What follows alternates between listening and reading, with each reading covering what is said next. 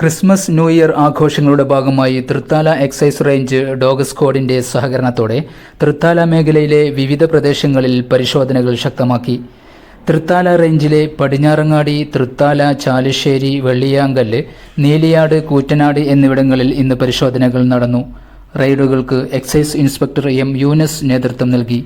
Preventive ഓഫീസർമാരായ Sinju, V P Mahesh, civil excise ഓഫീസർമാരായ Nikhil P K, Anitha P N, Kavitha Rani, Anuraj, Kerala പോലീസിന്റെ K9 പാലക്കാട് സ്ക്വാഡ് ടീം അംഗങ്ങളായ രമേശ്, വിഷ്ണുകുമാർ, പോലീസ് ഡോഗ് ബെറ്റി എന്നിവരും പരിശോധനയിൽ പങ്കെടുത്തു. Reporter, Thrithala news.